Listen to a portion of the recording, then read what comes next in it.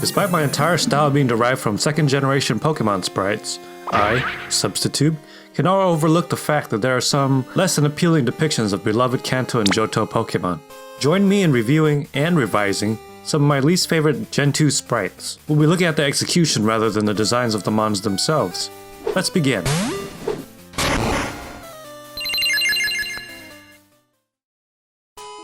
The sprites for Kantomons are more or less finalized in the second series of games. After all, they've had 4 previous games to sort things out. A few pixelated exceptions remain in my opinion. First up is the company's favorite starter, Charizard. Gold and Crystal sprites are more or less the same. However, in Silver's version, the head looks significantly more cramped in there with the eye and horn not quite matching up in placement or in angle.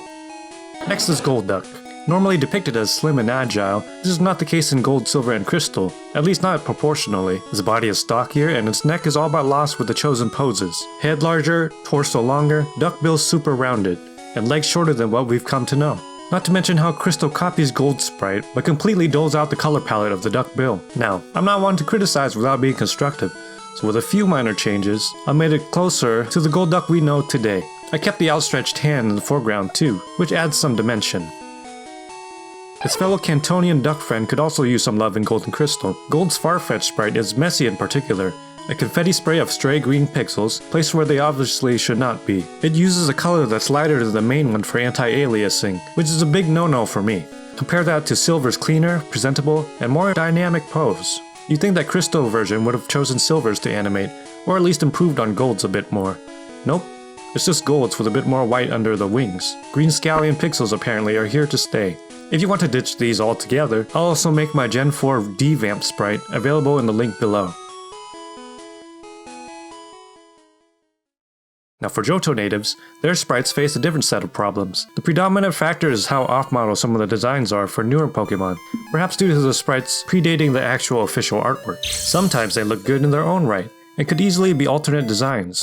Other times, let's just say the official artwork is preferred. Any edits done will be to bring them closer to retail finalization in this regard. For Meganium, I can see the attempt to give the pose some depth, but this comes at the expense of its long neck. It's supposed to be a majestic, peaceful looking creature, but comes across as stocky and rather doofy. Reducing the head size and neck thickness by a bit helps restore the illusion of a longer neck, and overall, makes it a more selectable starter. Lighter pastel shades will help reduce off-color intensity as well. In Crystal, Quillolava experienced some premature baldness.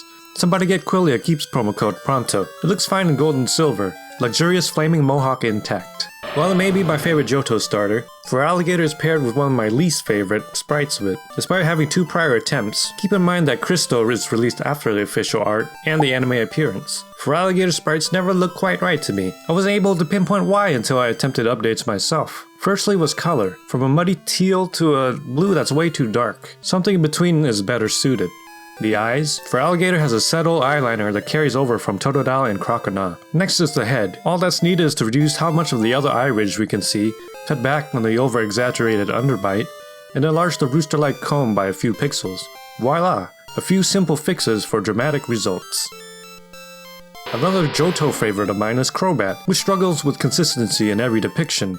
Gold is by far the outlier, with beady cross eyes, tiny feet placed in the wrong place, and generally no forehead space to speak of.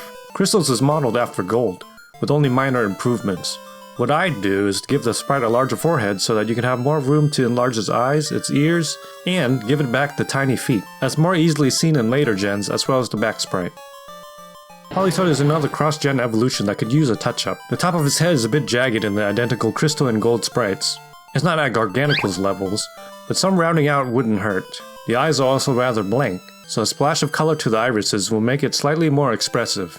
Finish with some mouth shape refinement, color warming up, and a smile, and Politoed will look a lot more friendly as it should.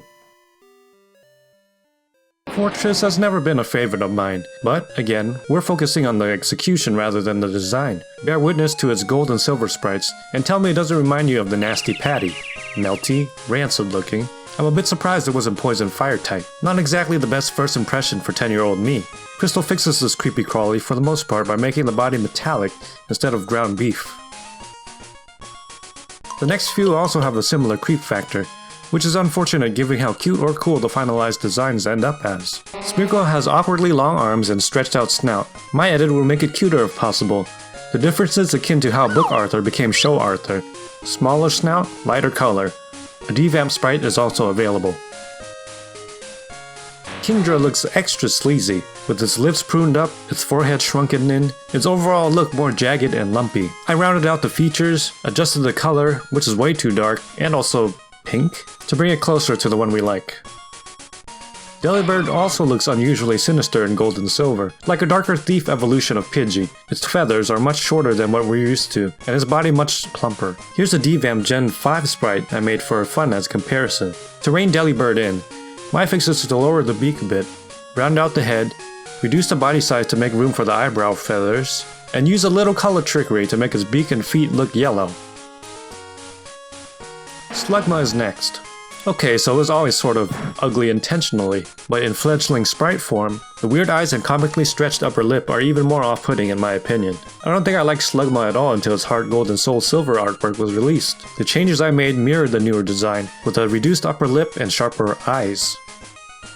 Aipom was always sort of a weirdo too, albeit a likable one in spite of its sprites. We can keep the wide-eyed expression that it is known for, but add back the shiny pupil parts to the eyes to give them more life instead of remaining pitch black squares. I'll lighten the solid block of yellow color to a more appropriate cream color and make the tail not overlap with the ears.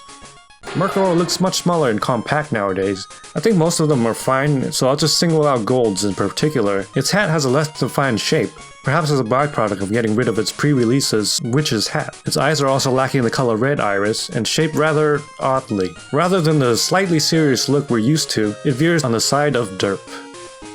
Mischievous is another late game find I'm not sure how I feel about. On one hand, it's pretty cool to see how Mismagius eventually uses this color palette. On the other, the sprite as it is too lanky to fit the tiny little ghosts we see concurrently in the anime and cards of the time. A recolor and facelift bring it back to life. Sneasel's another odd one in terms of color choice. It has a brown and mint color in gold and silver, which admittedly would make it cooler shiny than what it has already. Crystal fixes this but chooses a color that's too dark, making it harder to see the finer features of its face. Can you even tell it has a nose? Changing the value and hue allows us to see more of Sneasel. Girafarig isn't too different in Crystal, but in Gold and Silver the color choices were comparatively muted. Instead of the more popping pink and yellow we see in Crystal, they went with yellow and brown, while washing out the most vibrant parts of Girafarig with white. Crystal brings in the pink. I'd go a few steps further by readjusting the head crest a bit, slimming the neck down to make it look longer, and removing one spike off the mane to coincide with the artwork. The face is modeled after my favorite sprite of it, the diamond and pearl variations. Next is Tyrogue. It doesn't require much change in my opinion, only to its slightly misaligned foggy eyes. Its back sprite looks great, however. So great in fact that they used it for 2 more generations. As another baby, Smoochum looks like an angry Furby, or a bootleg Lotad relative. Its lips look more like an orange beak. Eyes not only angry but lacking direction, and color only resembling the artwork when in shiny form. I've salvaged it to the best of my ability. What do you think? Lastly is Tyranitar. Tyranitar's face is very different in sprite form. It looks much more like the pre-release artwork if I'm not mistaken. The spikes are less uniform in the front, reaching Super Saiyan 3 levels of chaos rather than showing 2 distinct columns along the back. The neck and head are also a bit more fused together too. And looking at the bicep, it can get confusing. It has a Kangaskhan style shoulder pad on one side and a regular segmented one on the other. Aside from that, most of my changes center around the face. How's this look? And that's that. I'll make these updated ones available on my DeviantArt Sprite resource page, as well as my channel's Discord server whenever I happen to put that up. Links found below. Like my Gen 2 sprite improvements? We'll throw all of that completely out the window. During the making of this video, I ran across SOUPPOTATO'S sprite overhaul branch of Pokecrystal. Not only does Soup do what I attempted to do in this video, but better, the sprites are selected from the best out of the 3 versions and are fully animated. Have any 2nd gen sprites you'd like to update? Comment down below. And for more Spriting and FAKEMON related videos, become a Substitube subscriber. I'll return to making the rest of the idea list videos I have planned.